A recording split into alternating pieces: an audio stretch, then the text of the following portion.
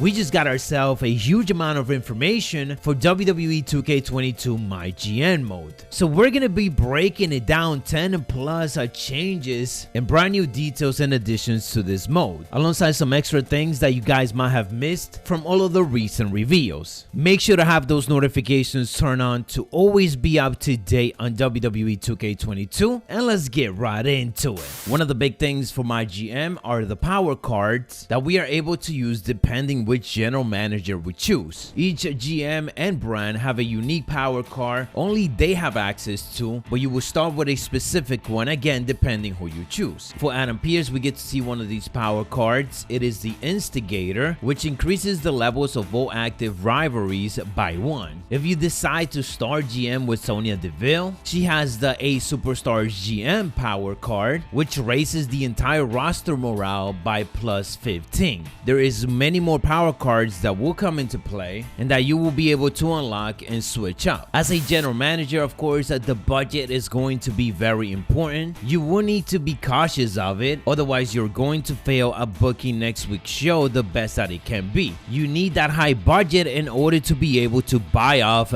different big match types that will bring up the popularity, the fans, the ratings, and so on. You might be able to book a normal match in the show for free, but if you want to be the opposite brand and maybe book a better show, if you are managing that budget well enough, maybe you could go ahead and purchase a opening matchup that is a Hell in a Cell, a ladder match, an Extreme Rules matchup for a WWE Championship, and so on. Talking about the budget, let's talk about those draft rules. Each GM will start with a budget of $2,750,000. Each GM will then take turns drafting one after the other, starting with player number 1. Third rule is there will be 8 rounds of drafting. After the 8th round, drafting becomes optional. GMs can opt out or draft until they are out of cash. But again, be careful, don't be out of cash, because you want to be able to buy off those good match types. Another big addition to MyGM is that you could press R3 button to get recommendations on who you want to be drafted. And of course, you can press square to get even more information about those superstars. There you can look at their stamina, their popularity, and every other information that you need. We got an extra glimpse of the menu showcasing a lot of other things that we haven't seen. On this particular screen, you can see that you're able to manage the roster. You could sign agents or you could sign legends. So free agents and legends got their own section. Something we already discussed, of course, is that you were able to sign these superstars for a certain amount of weeks, or you could go even longer than that for a couple of months. Besides that, in this main menu, we could book the show, show the logistic, power cards, check the ratings and the journal, and everything else that you need. Personally, I love this, that everything is just in one single screen and you hit the right or left bumper to get to wherever else it is that you need to, instead of having to back out just to go to a different menu. Some extra things that we got to learn from booking a show. So it looks like the regular weekly shows will only feature 3 matches, while the B-level pay-per-views like Extreme Rules, TLC, and so on will have 4 matches, and WrestleMania will have 5 matches for you to book. So that will be the most that you are going to be able to do. 5, but at WrestleMania. On the show logistic, we can see the type of arenas that we are able to book. From small to big, they all have different bonuses and quote-unquote challenges for you to accomplish that will lead to boosting your show. Of course, the bigger arenas that there is, the more that is gonna cost. If you're starting out small, you could pretty much start out for free, but of course, that's not always going to be beneficial. Back to what we discussed before, the power cards. These are the ones that you are able to assign to general managers,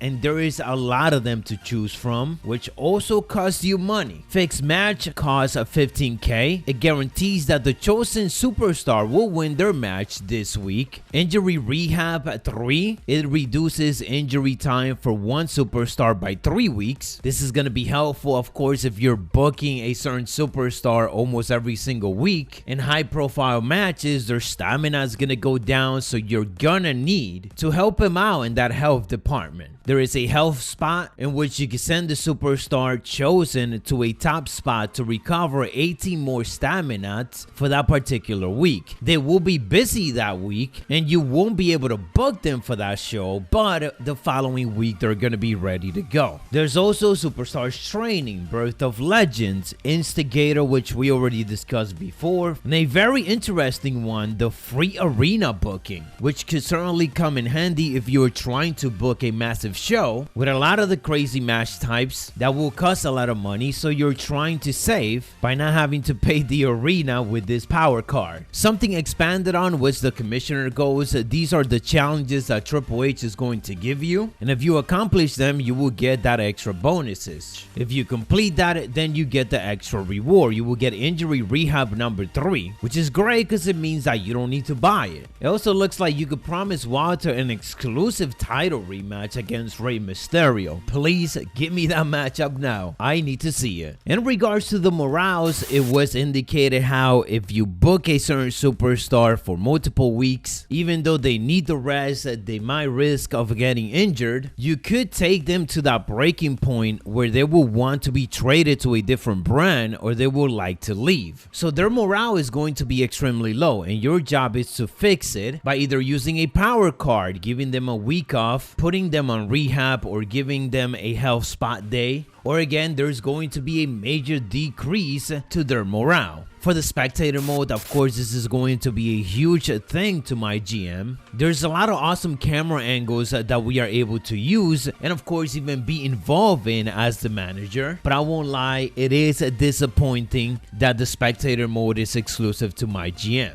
This is basically a creator's dream to just be able to do something like this on any type of matchup, inside universe mode, a regular exhibition match, and so on. I feel like we should be able to do something like this regardless of which match we are spectating. Now we know that WWE 2K22 is going to have a lot of arenas, and as we see here, we can see the Monday Night Raw arena that was being used in the Performance Center in the first few months of the pandemic era. So not only are we getting the Thunderdome, which came after, but we are also getting this and many more other arenas around that time. After each show, we of course get a big breakdown showing the viewership, the revenues, and the show notes, which is sort of like the response in social media of how the show went about, and this is going to be unique depending on what happened. The better you do in everything, of course, the more money that you get, the better rating at the end. So make sure to have those good matches, those impactful promos, and so on. The last thing that was explained was